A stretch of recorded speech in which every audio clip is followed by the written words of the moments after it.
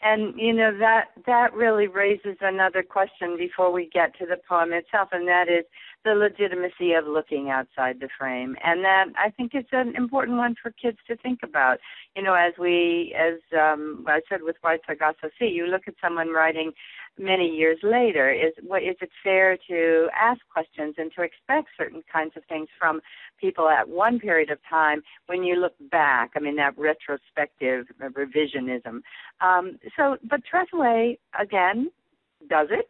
She says, again, the fields, after Winslow Homer. I'm sorry? Can you flip to the poem, please?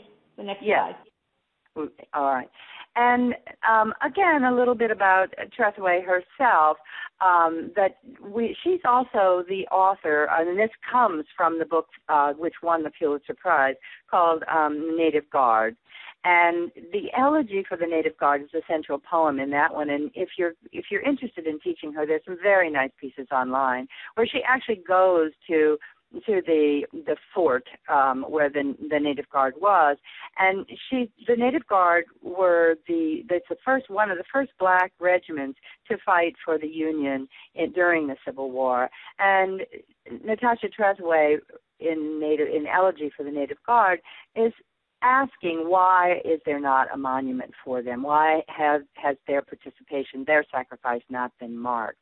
So you might want to look at that poem as well, and as she, again, asks which stories to get told, and as she puts it upon herself, perhaps, to tell some of those stories, or to try. So let's just start by looking at this poem carefully. Again, the fields, after Winslow Homer, the title. And then there's this epigraph. The dead they lay long the lines like sheaves of wheat. I could have walked on the bodies almost from one end to the other. And that epigraph, again, is quoting a Civil War soldier's letter to his father, and very moving, I think, in the absence of grammatical correctness, perhaps, and correct spelling. But it does raise a different image of the sheaves of wheat than the image we've just seen so beautifully rendered in Homer, and that is that the dead lay along the lines like sheaves of wheat. And as Robin also pointed out, we know that many of the battles of the Civil War were fought on wheat fields. I'm going to read the poem first, and then I'll go through it more carefully, thinking about Homer as we do it. No more muskets, the bone-drag weariness of marching, the trampled grass soaked earth red as the wine of sacrament. Now the veteran turns toward a new field, bright as domes of the Republic. Here he has shrugged off the past, his jacket and canteen flung down in the corner. At the center of the painting, he anchors the Trinity, joining earth and sky. The wheat falls beneath his scythe, a language of bounty. The swaths like scripture on the field's open page. Boundless, the wheat stretches beyond the frame, as if toward a distant field. The white canvas where sky and cotton meet, where another veteran toils, his hands, the color of dark soil. I think as I read it, one of the geniuses of that poem, or genius strategies, is that it seems as though the veteran, another veteran, might have been there all along, almost like a shadow figure. And at the end, when she mentions him, it seems as though, oh, he's been there. We didn't notice him. So there's something about that I think that's quite wonderful. I would just say to start here, many of you are preparing students for the AP exam, and, the title matters here. The title and the epigraph, just asking students what that does is a good place to begin. Why would she do that?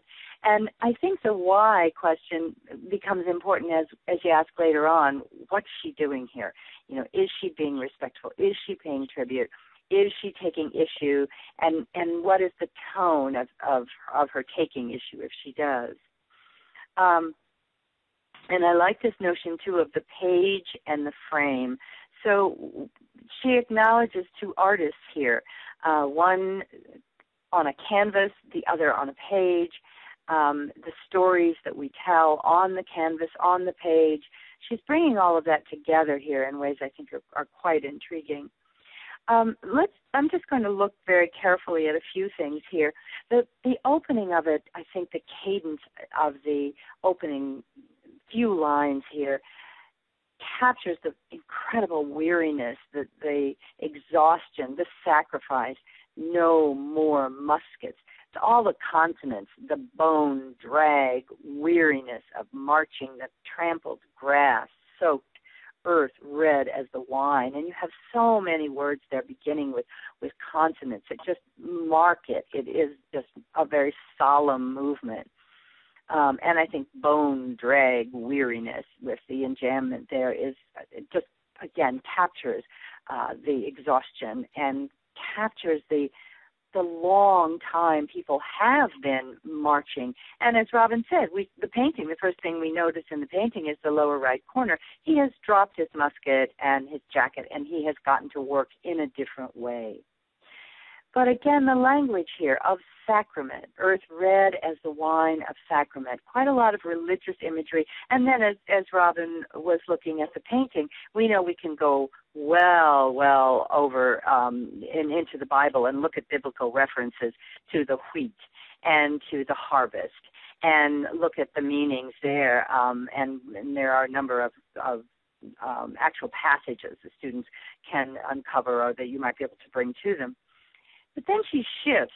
Now the veteran turns toward a new field, bright as domes of the Republic, with a very hopeful image that follows the previous one. He turns toward a new field, bright as domes of the Republic. The domes of the Republic, such an optimistic image here, such a hopeful way of looking at things and reminding us of what endured despite the conflict, despite the divisiveness. And then we get now and then another shift here. He has shrugged off the past, his jacket and canteen flung down in the corner.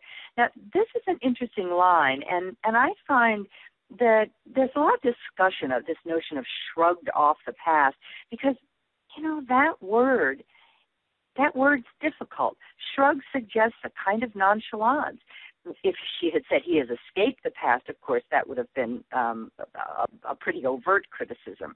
But he shrugged off the past. Has he turned away out of indifference? Has he turned away out of an effort to forget? Or has he just moved slowly, shrugging off the past the way he shrugged off his jacket, perhaps?